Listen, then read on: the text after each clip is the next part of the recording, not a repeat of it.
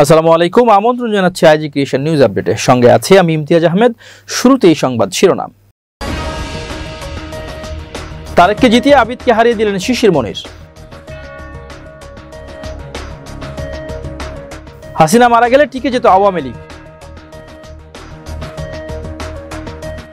হাসিনার পক্ষে লড়তে 4 আইনজীবীর আবেদন। ভারত চীন সম্পর্কে নতুন মোড়, যে বার্তা দিচ্ছে পাকিস্তানকে। 150 বছর বাঁচতে চান পুতিন, শি জিনপিং। এবার বিস্তারিত। সুপ্রিম কোর্টের আলোচিত আইনজীবী অ্যাডভোকেট শিশির মনিরকে নিয়ে ডাকসুতে ছাত্রদল মনোনীত ভিপি প্রার্থী আবিদ প্রশ্ন তুলে বলেছিলেন, শিশির মনির জামাতপন্থী হয়ে বিশ্ববিদ্যালয়ের পক্ষে কিভাবে লড়েন। কিন্তু 4 সেপ্টেম্বর সেই শিশির মনিরই বিএনপির ভারপ্রাপ্ত চেয়ারম্যান তারেক রহমান ও মৃত্যুদণ্ডপ্রাপ্ত সাবেক স্বরাষ্ট্র প্রতিমন্ত্রী লুৎফুজ্জামান বাবর সহ অন্য সব আসামির পক্ষে বহুল আলোচিত 21 আগস্ট গ্রেনেড হামলা মামলার বিজয় ছিনিয়ে আনেন। এ নিয়ে ফেসবুকে অনেকে প্রশ্ন তুলেছেন, এখন ছাত্রদলের ভিপি প্রার্থী কি বলবেন। শিশির মনির তো আবিদের রাজনৈতিক অভিভাবক, তারেক রহমানের আইনজীবী, তাহলে আবিদ কি ক্ষমা চাইবেন শিশির মনিরের কাছে?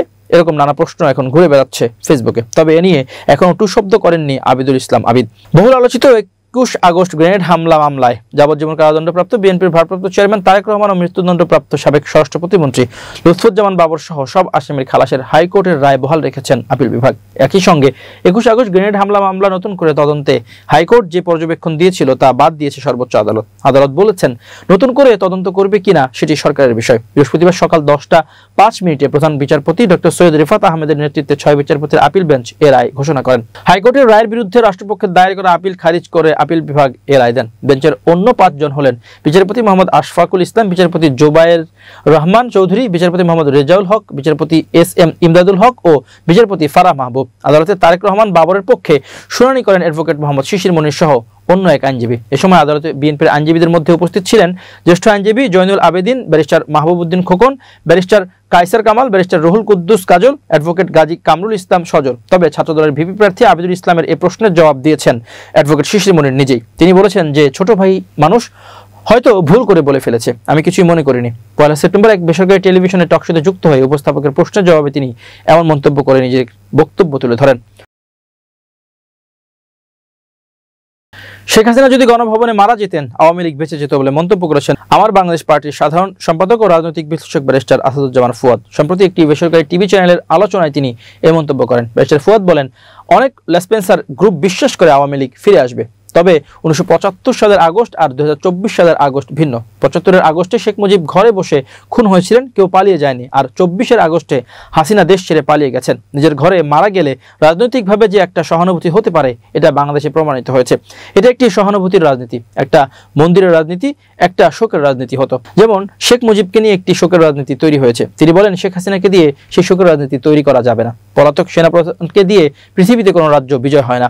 এবি পার্টির এই নেতা বলেন, আওয়ামী লীগের রাজনীতি থাকবে কিনা তা নিয়ে আমার ভেতরে সন্দেহ আছে। একজন পলাতক স্বৈরাচার কখনো বিজয় বেশে ক্ষমতায় ফিরে আসে না, এরকম কোনো ইতিহাস নেই। হাসিনা যদি সিদ্ধান্ত নিত যে আমি গণভবনে থেকেই মরে যাব, তাহলে তার দলটা বেঁচে যেত। তিনি বলেন যে দলের নেত্রী পুরো রাষ্ট্রকে নিয়ে পালায়, তার রাজনৈতিক আত্মহত্যা হয়েছে। এই নেতা আর কোনোদিন বাংলাদেশে মুখ দেখিয়ে রাজনীতি করতে পারবে না। শেখ হাসিনার কোনো রাজনৈতিক লিনিয়াস নেই, তার ছেলে মেয়েও অপরাধী, তারা কেউ বাংলাদেশকে ওন করে না। উল্লেখ করে ফুয়াদ বলেন, তাদের জন্য বাংলাদেশটা গাই গরু, এখান থেকে অর্থ নিয়ে বিদেশের মাটিতে মাস্তি করবে। তাই এসব বিবেচনায় আমরা একথা বলতে পারি যে আওয়ামী লীগের রাজনীতি ডেথ পলিটিক্স হয়ে গেছে।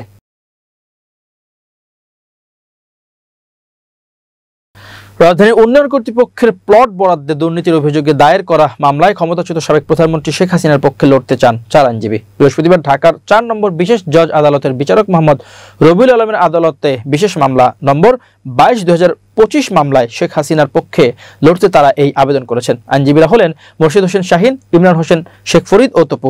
আবেদনে বলা হয়, আসামি শেখ হাসিনার ন্যায় বিচার প্রাপ্তি ও আইনের শাসন প্রতিষ্ঠার লক্ষ্যে আদালতে বিচারাধীন মামলায় ব্যক্তিগত আইনজীবী হিসেবে নিয়োগ পেতে ইচ্ছুক। শেখ হাসিনার পক্ষে আবেদন করা আইনজীবী মোর্শেদ হোসেন শাহিন এ তথ্য নিশ্চিত করেন। মোর্শেদ বলেন, আমরা সকালে নিজ খরচে আইন নিয়োগের জন্য এই আবেদন করেছি। কিছুক্ষণের মধ্যে সংশ্লিষ্ট আদালতে এ বিষয়ে শুনানি অনুষ্ঠিত হবে। রাজধানী উন্নয়ন কর্তৃপক্ষের প্লট বরাদ্দে দুর্নীতির অভিযোগে সাবেক প্রধানমন্ত্রী শেখ হাসিনা, ছেলে সজীব ওয়াজেদ জয়, মেয়ে সাইমা ওয়াজেদ পুতুল, বোন শেখ রেহানা সহ অন্যান্য আসামিদের বিরুদ্ধে 6টি মামলা করেছে দুদক। মামলার অপর আসামিদের মধ্যে রয়েছেন রেহানার মেয়ে টিউলিপ রিজওয়ানা সিদ্দিক, আজমিনা সিদ্দিক রূপন্তী, ছেলে রাদওয়ান মুজিব সিদ্দিক ববি, জাতীয় গৃহায়ন ও গণপূর্ত মন্ত্রণালয়ের সচিব শহীদুল্লাহ খন্দকার, অতিরিক্ত সচিব কাজী ওয়াসিউদ্দিন, প্রশাসনিক কর্মকর্তা সাইফুল ইসলাম সরকার, সিনিয়র সহকারী সচিব পূরবী গোলদার, রাজুকের সাবেক চেয়ারম্যান আনিসুর রহমান মিয়া, সাবেক সদস্য মোহাম্মদ খুরশিদ আলম, সদস্য কবির আল আসাদ, সদস্য তন্ময় দাস, সদস্য নুরুল ইসলাম, সাবেক সদস্য মোহাম্মদ নাসির উদ্দিন, সাবেক সদস্য শামসুদ্দিন আহমেদ চৌধুরী, পরিচালক শেখ শাহিনুল ইসলাম, উপপরিচালক হাফিজুর রহমান, হাবিবুর রহমান, সাবেক প্রতিমন্ত্রী শরীফ আহমেদ ও প্রধানমন্ত্রীর সাবেক একান্ত সচিব সালাউদ্দিন। গত 31 জুলাই পৃথক 3 মামলায় চার্জ গঠন করে বিচার শুরু করেন আদেশ দেন একই আদালত। চার্জ গঠন শুনানির সময় আসামিরা পলাতক থাকায় তাদের বিরুদ্ধে গ্রেপ্তারি পরোয়ানা জারি করা হয়। পৃথক 3 মামলায় শেখ হাসিনা ও তার বোন শেখ রেহানা, টিউলিপ রিজওয়ানা সিদ্দিক, আজমিনা সিদ্দিক, রূপন্তী সহ 23 জনকে আসামি করে মামলা করে দুদক। এবার আন্তর্জাতিক প্রসঙ্গ। চীনের তিয়ানজিনে সাংহাই কোঅপারেশন অর্গানাইজেশন SCO সম্মেলনে বিশ্বের বিভিন্ন নেতারা অংশ নিয়েছিলেন। এই তালিকায় রয়েছেন ভারতের প্রধানমন্ত্রী নরেন্দ্র মোদী ও পাকিস্তানের প্রধানমন্ত্রী শেহবাজ শরীফ।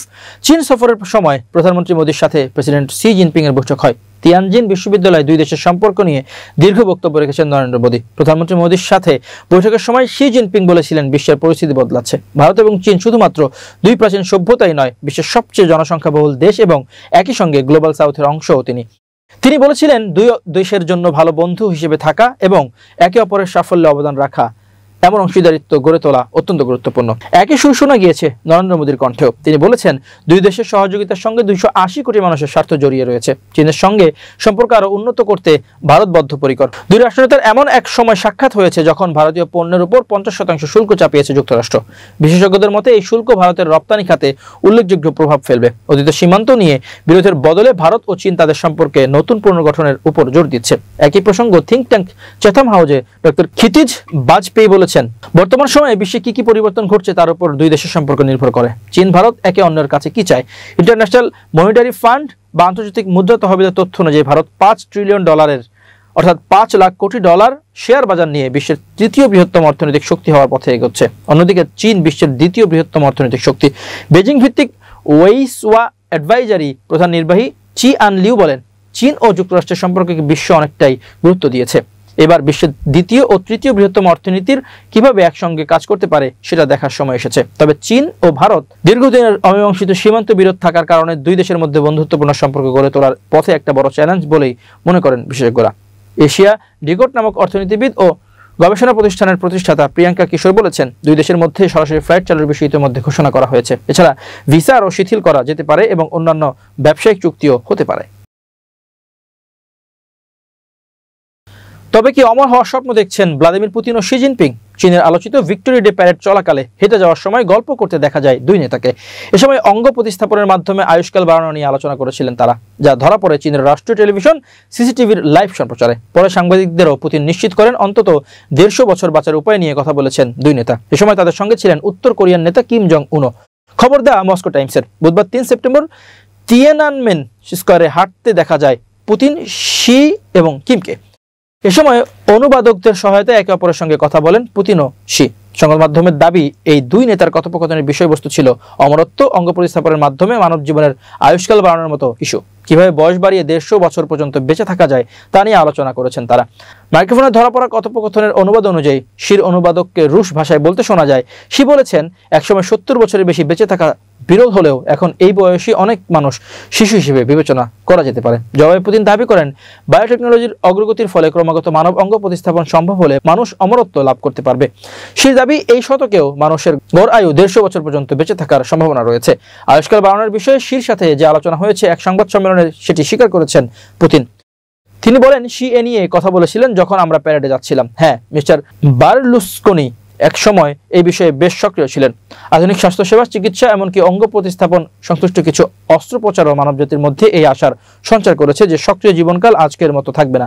আশা করা যায় মানুষের আয়ুষ্কাল উল্লেখযোগ্যভাবে বৃদ্ধি পাবে। তিনি আরও বলেন, জাতিসংঘের তথ্য অনুসারে 2050 সালের মধ্যে 5 বা 6 বছর বয়সী শিশুদের তুলনায় 65 বছরের বেশি বয়সী মানুষের সংখ্যা বেশি হবে। এর সামাজিক, রাজনৈতিক এবং অর্থনৈতিক পরিণতি হবে। এবং আয়ুষ্কাল নিয়ে কথা বলার সময় আমাদের অবশ্যই এটি মনে রাখা উচিত, উল্লেখ্য 13 বছর ধরে চীন শাসন করছেন শি। অন্যদিকে রাশিয়ার মসনদে পুতিন রয়েছেন 25 বছর যাবৎ। বিশ্লেষকরা বলছেন, বিশ্বের অন্যতম শক্তিশালী দুই দেশের রাষ্ট্রপ্রধান যে এখনো ক্ষমতা ধরে রাখার পাশাপাশি দীর্ঘদিন বেঁচে থাকার উপায় খুঁজছেন, এটি স্পষ্ট হয়েছে তাদের কথোপকথনে। প্রিয় দর্শক, শেষ করছি আইজি ক্রিয়েশন নিউজ আপডেট। আজ এ পর্যন্তই। ভিন্ন খবর নিয়ে দেখা হবে আগামীকাল সন্ধ্যা 7:30টায়। নিজেকে আপডেট রাখতে সাবস্ক্রাইব করুন চ্যানেলটি, নিয়মিত লাইক, কমেন্ট ও শেয়ার করে ছড়িয়ে দিন সর্বত্র। সুস্থ থাকুন, নিরাপদে থাকুন। আল্লাহ হাফেজ।